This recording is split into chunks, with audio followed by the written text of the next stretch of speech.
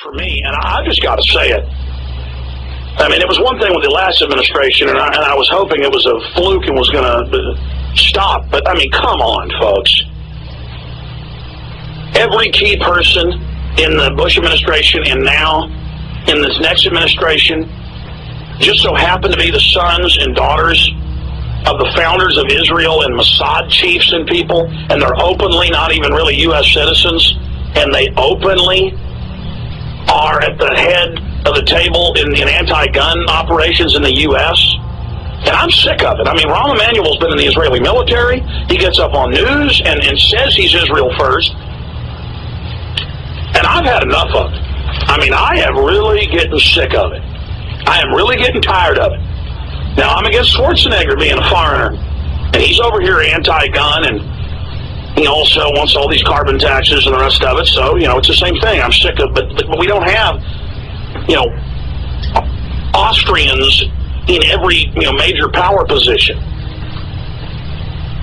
I'm not going to, you know, it's one thing to have powerful elements of the Israeli lobby all over the Bush administration and to have them being, you know, some of the most energetic cheerleaders for the Patriot Act and torture and police state measures and warrantless spying.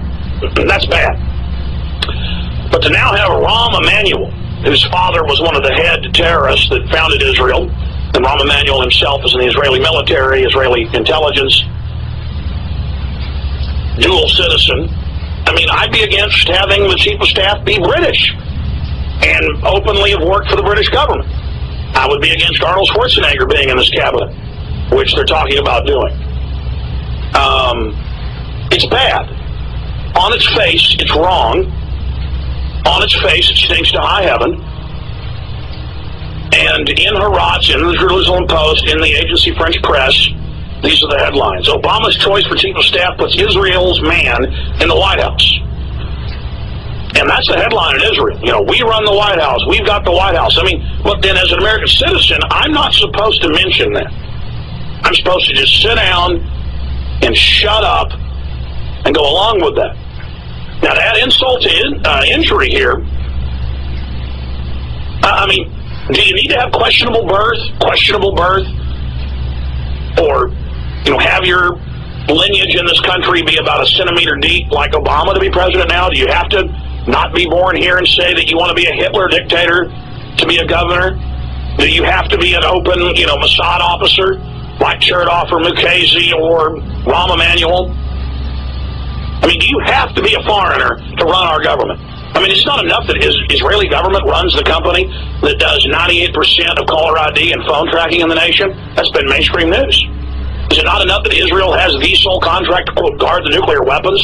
Our own government doesn't even have control of them? Is it not enough that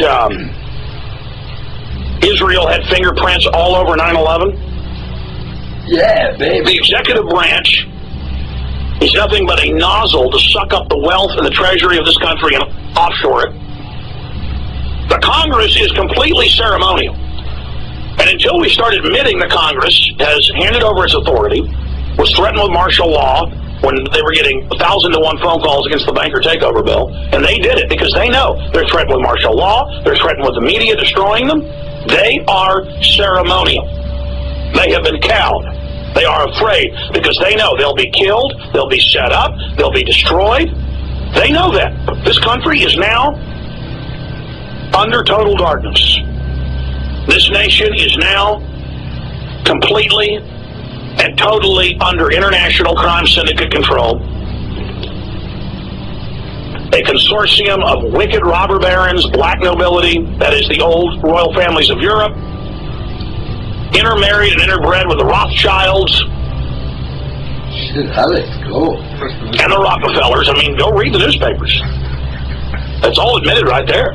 They don't even hide this stuff. And so, if Agency French Press and Jerusalem Post can run headlines with Israel's man in the White House, I mean, go read it for yourself up on Infowars.com, PressButton.com.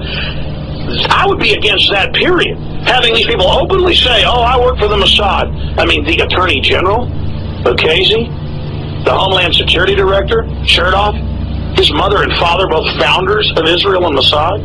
And he openly says, Israel first. And then we have Rahm Emanuel and all these other people, and they don't even care. They just say, yeah, and we're going to take your guns.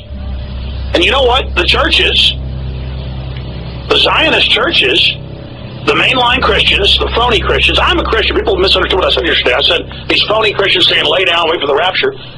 And FEMA and Homeland Security hiring 24,000 preachers to go around and give their flocks sermons saying turn your guns in, submit to government. And they've got the heads of major denominations on TV saying it right now. I mean, folks, this is life and death now.